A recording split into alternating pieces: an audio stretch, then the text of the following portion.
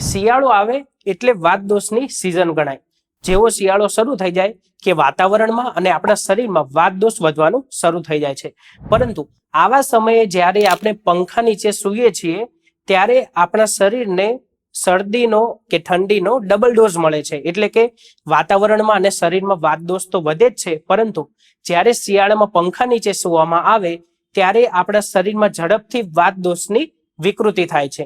અને જ્યારે આ રીતે વાતની વિકૃતિ થાય ત્યારે સાંધાના દુખાવા, ઘૂંટણમાં દુખાવો, જે આપણી સ્કિન છે એ એકદમ ડ્રાય થઈ જાય છે, હોઠ ફાટી જવા, પગના તળિયા ફાટી જવા, આ બધી સમસ્યાઓ જોવા મળે છે। વાત વધવાના કારણે ચહેરા પર ડલનેસ જોવા મળે છે।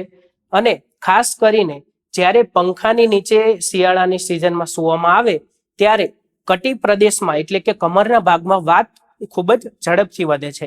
અને કમરના ભાગમાં વાત વધવાના કારણે સાયટિકા નામની બીમારી થાય છે। એટલે કે કમરમાં જ્યારે વાત દોષ વધે છે ત્યારે એ જગ્યાએ ખૂબ જ દુખાવો થાય છે। અને આ દુખાવો વધતો સાથળના ભાગમાં જાય છે, ઢીચણના ભાગમાં જાય છે અને અંતે પગના અંગૂઠા સુધી આ દુખાવો પહોંચી જાય છે। તો જ્યારે શિયાળામાં આ રીતે પંખો ચાલુ કરીને સૂવામાં આવે તો પછી આ બધી બીમારીઓ થઈ શકે છે। તો આ બીમારીઓ ન થાય અને આપણા શરીરની અંદર વાત દોષ ન વધે એટલા માટે આપણે સૌથી પહેલા શિયાળાની ઋતુમાં પંખા નીચે ન સૂવું જોઈએ। અને જે લોકોને પંખા નીચે સૂવાની આદત છે, ખૂબ જ ગરમી લાગતી હોય છે, તો એવા લોકો એવું કરી શકે કે રૂમની અંદર પંખો ચાલુ કરીને બીજી તરફ ખૂણામાં જ્યાં પંખાનો ડાયરેક્ટ પવન નથી પહોંચતો એ જગ્યાએ પથારી કરીને સૂઈ શકે છે।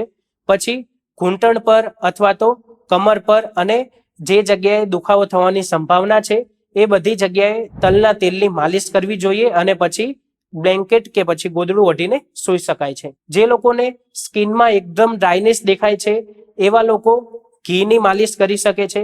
પગના તળિયે ઘી લગાવી શકાય છે। પગના તળિયે જ્યારે ઘી લગાવવામાં આવે તો પછી ઊંઘ પણ સારી આવે છે અને વાત દોષનું પણ શમન થાય છે। અને શિયાળાની ઋતુમાં વાત દોષ વધીને ઘણા બધા રોગો ન કરે એના માટે જો શરીરને તમારે ગરમ રાખવું હોય તો પછી સવારે વહેલા ઉઠીને સૂર્ય નમસ્કાર અવશ્ય કરવા જોઈએ।